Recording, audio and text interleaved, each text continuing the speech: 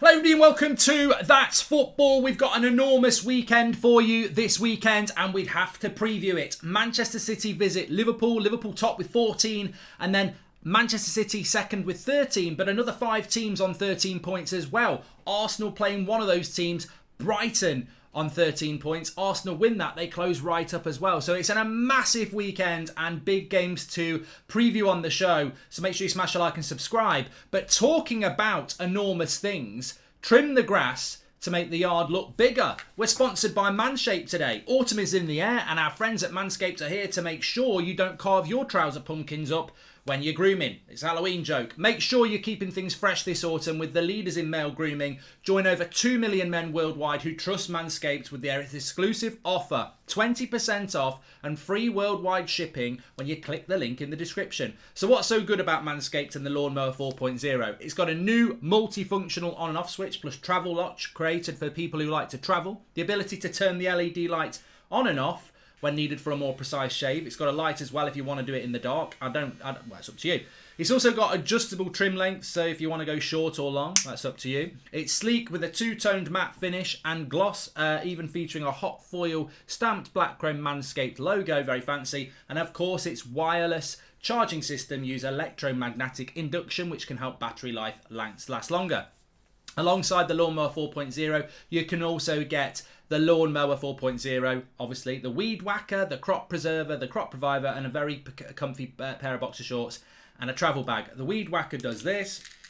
If you're old enough, there's not an age limit on it. You might have nasal hair at any age, but you certainly get it the older you get. And you can also use it in your ears, but I'd clean it first. And unfortunately, I don't suffer with ear hair. I am starting to notice my nose nostrils growing like a forest, but that helps with that. Fantastic products, and because Manscaped care about everyone that watches That's Football, they're giving a huge 20% off plus free shipping when you use the code FOOTY20 at checkout. So links in the video description. Big shout out to Manscaped. Trim the grass to make the yard look bigger. Now, who's going to show some balls this weekend? Massive games. As I said, it's an enormous weekend in the Premier League for a lot of clubs. We're going to talk about Arsenal in a minute. They've been showing their credentials lately. But we're going to start off, obviously, with the biggest game of the weekend. It's Manchester City against Liverpool. Now, it's Liverpool entertaining at Anfield. It's a massive game. But to be honest with you, it's probably a little bit too early. It's a bit like Liverpool-Chelsea a few weeks ago. And I hope we don't get a game like that where it's ruined by a red card just before half-time. And the second half is just one team trying not to concede and hit on the break and Liverpool trying to get the goal. Ends up being a draw. And I think this game may well go that way. It'd be nice to be wrong. It'd be nice that, if one of them gets smashed and you go, wow, that's really interesting. But even if Man City win, they're only 2 points ahead of Liverpool. If Liverpool win, they're only 4 points ahead of Man City. It's a long way to go. So it won't be a hammer blow to anybody. It'll be a significant blow, but it won't be a hammer blow to either club's title credentials. And especially with Manchester United and Chelsea both playing at home this weekend. Manchester United playing Everton and Chelsea, I think, are playing Southampton. The reality is you'd expect Manchester United and Chelsea to be on 16 points before this game kicks off, which means that, even if Liverpool lose, they're only 2 points off, but if they win, they're only 1 point ahead. It's very early days in relation to the title race. Will we be looking back at Liverpool at Man City in May and go, that was the big game? We might do, but to be honest with you, it's highly unlikely. I think the way this game will go is, what intrigues me about this game is just how good are Man City compared to Liverpool and how good are Liverpool compared to Man City. I think against Chelsea we saw a very equal game, and considering it was at Anfield, that was quite surprising. Then last week we saw Chelsea and Man City at Stamford Bridge, and Man City were the better side. So are Man City going to go to Anfield and still be the best? Remember, I predicted them to win the title, and many people probably did. I don't want Man City to win the title. I'd like to see a change. I find, Man City's dominance a bit nauseating, to be honest with you. But it wouldn't surprise me if they did turn up tomorrow and played Liverpool off the park like they did Chelsea at times. But Klopp and Liverpool have always been a good adversary. I think it's an interesting game. I'm going to go with a draw. I think it will be like 1-1 or 0-0. And I think Man City would be happy with that. Liverpool maybe not so. Having drawn with Chelsea, maybe they would and need a win. But a draw won't be the end of the world. So yeah, I'll go for a draw in that one. I don't know what your thoughts are. Get your comments in below. I don't think it's going to be a great game. I might be wrong, but I don't think it is. We have got a watch along here tomorrow for you for that game as well, so make sure you tune in for that. Give your support to Levin, by the way, because he's doing the watch along. I'm at a wedding tomorrow, so I'll be watching it, but I won't be doing a watch along for it. The other game I want to talk about as a feature today really is the game between Arsenal and Brighton. Now, if you look at the league table, I've got it in front of me. Brighton are on 13 points and Arsenal are currently on 9 points. So even a win for Arsenal doesn't take them above Brighton, which after 7 games is probably a little bit disappointing for Arsenal fans. But Brighton have started the season like a train, 4 wins, 1 draw, 1 loss, 13 points. Now, if Brighton win this game, they are at home, then they would go, probably top, joint top at least, because Liverpool don't play Man City till tomorrow, and this is the half-5 kickoff. Arsenal win, and they come back with 4 wins after 3 losses. And I think, I'm not going to say it right here, right now. I've been very complimentary of Arsenal, but if Arsenal win this game, they're back. And the reason they're back is because for the last 2 games especially, I've seen their team news come in and I've gone, right, I can see a team there. I can see what he's doing with his back 5. I think the changing of the goalkeeper is an identity stamp. And Arsenal fans don't like this, but Arteta, well, the ones that want him out, it's a bit like United fans who are Ollie out. I don't like the way United have played football, but if we start playing good football, a lot of the fundamentals are in place.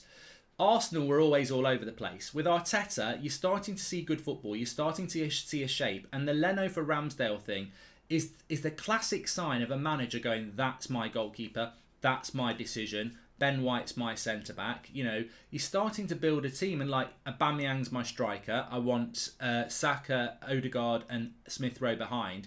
It's starting to take shape as an Arteta identity. And if you are Arteta out as an Arsenal fan, that must be respected. You've got your reasons for it.